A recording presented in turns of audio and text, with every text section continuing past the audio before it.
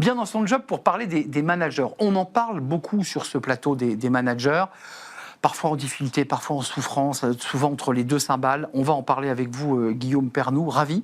Merci de vous accueillir, directeur de la formation continue chez Excelia, avec une étude extrêmement détaillée, très bien construite, la main dans la main avec l'IFCAM et le Crédit Agricole, si je ne m'abuse. Alors avec l'IFCAM, qui est effectivement l'université d'entreprise du groupe Crédit Agricole, avec un industriel de premier plan, le groupe Safran, et avec une entreprise aussi de premier plan qui est OnePoint, donc 3 acteurs économiques avec lesquels on a co-construit et co-développé cette étude sur le vécu des managers en 2026. C'est intéressant. Quel était l'objectif en vous rassemblant entre l'industrie, le monde bancaire, la fondation Excelia Lab? Ouais. C'était quoi l'idée? C'était de réussir à donner à ceux qui vont regarder l'étude un profil, un portrait de ce manager en 2026? Et exactement. Alors d'abord, c'est un projet éducatif d'intérêt général puisqu'il est développé dans le cadre de la fondation Excelia.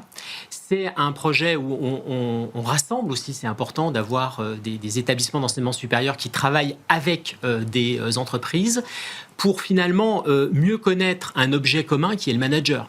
Les business schools forment les managers de demain, et puis les entreprises, elles... Ça se répond. Voilà, exactement. En tout cas, on a cette même préoccupation. Le point de départ, il est assez simple. C'est la volonté, en tout cas, d'Excelia, d'être une vigie, d'être un éclaireur aussi pour les entreprises, pas seulement être là pour former les talents. Et puis, on a vu, comme les entreprises avec lesquelles on travaille, des signaux faibles.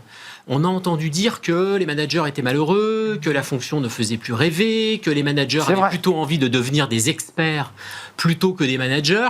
Alors ça, évidemment, ça nous préoccupe, puisqu'on forme les managers de demain.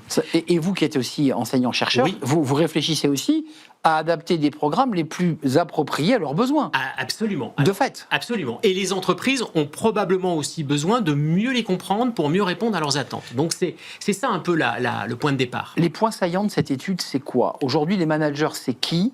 Des femmes, des hommes, plus de 40 ans, moins de 40 ans. On nous dit que les jeunes veulent plus être managers, veulent plus prendre de responsabilités. Et de quoi ils ont besoin? Ouais. Alors, les managers, donc nous c'est tout manager. Donc, à partir du moment où on encadre au moins une personne, on est considéré comme manager dans cette étude. On a interrogé avec Ipsos 1200 managers, 89 questions, donc quelque chose d'extrêmement dense, puisque l'on cherche à adresser une typologie, c'est-à-dire identifier des familles de managers. Les points marquants, effectivement, de cette étude, et je crois que c'est ça qui est peut-être le plus intéressant, c'est ne pas confondre la fonction et le vécu. La fonction des managers continue d'être très attractive. D'ailleurs, 80% des managers interrogés disent mais moi j'aime cette fonction. C'est une fonction qui est une fonction valorisante et ils font la promotion de cette fonction. Donc ils sont promoteurs. En revanche, quand on leur demande comment ils vivent la fonction au quotidien, là, ça se gâte un peu. Voilà, c'est-à-dire que la fonction est désirable, le vécu, il est difficile, il est tendu. 51% d'entre eux déclarent être dans une situation de fatigue. Voilà, alors on pourrait évidemment essayer de graduer cette fatigue, mais effectivement jusqu'à épuisement pour une partie d'entre eux. Donc la première chose, c'est effectivement ne pas confondre la fonction et le vécu. Alors ce vécu, on a essayé de comprendre pourquoi est-ce qu'il était fatigant. Alors il y a beaucoup de choses. La première chose, c'est qu'on a tous en tête l'idée du manager chef d'orchestre, qui va animer les ressources autour de lui, qui va faire un certain nombre de choses à une équipe. Le manager coach. Voilà, alors manager chef d'orchestre, manager coach. Et alors, ce qui apparaît de plus en plus, c'est quand on demande aux managers de s'auto-définir, ils se définissent davantage comme des care managers, c'est-à-dire des managers qui ont pour responsabilité de porter l'équipe, de la soutenir, de la supporter. Certains vivent mal en expliquant, mais je suis un peu la nounou plus que le manager. C'est exactement ça. Il y a de ça quand même. C'est tout à fait ça, c'est-à-dire dans le versant négatif. Complètement. Et le mot qui ressort, le mot-clé, c'est accompagner. Donc le manager aujourd'hui, quand on lui demande de se définir, c'est accompagner mon équipe. Donc il y a cette approche assez maternante et comme vous le dites, ce mot effectivement nounou, il est marquant. C'est probablement ça qui fait que les managers ont un vécu qui est un vécu difficile parce que c'est quand même une tâche qui est extrêmement difficile à endosser. Et il souligne aussi quand même autre chose, c'est globalement quand même la fonction est désirable, le vécu est difficile Et il y a quand même globalement un manque de valorisation de cette fonction. Exactement. Un manque de reconnaissance, y compris un manque de reconnaissance financier. Alors ça, c'est intéressant. L'enjeu financier. Ouais. Le bien-être, c'est sympa. Voilà. Mais la rémunération, c'est bien aussi. Exactement. On a beaucoup parlé du manager, on a beaucoup parlé dans l'entreprise, vous savez, c'est cette quête de sens qui, à mon avis, est toujours absolument nécessaire. Clairement.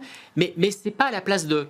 Et le manager, il exprime, pour la moitié d'entre eux, le fait que c'est une fonction qui devrait être mieux valorisée et donc mieux rémunérée. Et mieux rémunérée. Et ils attendent, d'ailleurs, pour la plupart d'entre eux, un signe en termes de rémunération à court terme. Donc ça veut dire que cette photographie doit éclairer les entreprises sur, au-delà des outils de bien-être ou de care qu'on peut mettre en place, il y a quand même un pilier fort qui ne s'efface pas avec les outils care. La REM. Absolument. La rémunération reste un élément clé. En tout cas, ça ressort effectivement très nettement de cette étude. Il y a aussi d'autres choses, probablement allouer plus de temps au management, parce qu'on sait que le manager, il manage une équipe, mais il a aussi généralement un métier à part entière, il est aussi un opérationnel, et donc, puisqu'il se voit comme quelqu'un qui materne, qui accompagne, qui supporte, il a effectivement besoin de plus de temps. Ce qui peut être intéressant de dire, c'est qu'il y a... Donc nous, on a fait une typologie ensuite pour essayer de mieux les comprendre. On a sur la Gen Y peut-être des comportements un petit peu différents. Un peu plus peut-être de désillusion, parce que peut-être un peu plus d'attente sur la fonction de manager. D'attente et d'exigence, ouais. Et d'exigence, exactement. Ils sont plus compétiteurs que les autres quand même en moyenne. Alors c'est peut-être lié effectivement à leur plus jeune âge, mais ils se désillusionnent aussi peut-être un petit peu plus rapidement. Donc c'est-à-dire qu'il y a une attention particulière aussi à porter à cette génération. Et ils peuvent se fatiguer, puis même claquer la porte pour partir 2 ans faire un tour du monde. Oui, j'ai vu qu'on appelait ça les bifurqueurs, donc des gens qui effectivement ont tout ce qu'il faut pour être de très bons managers en entreprise et puis qui décident à un moment donné d'emprunter un autre chemin. Bon, voilà, c'est une évolution de société aussi. Étude très intéressante. Allez la lire. Alors, il y a tous ces acteurs dont on a parlé, évidemment, au cœur, la fondation Excelia Lab, Excelia, dont vous êtes le directeur de formation continue chez Excelia, Safran.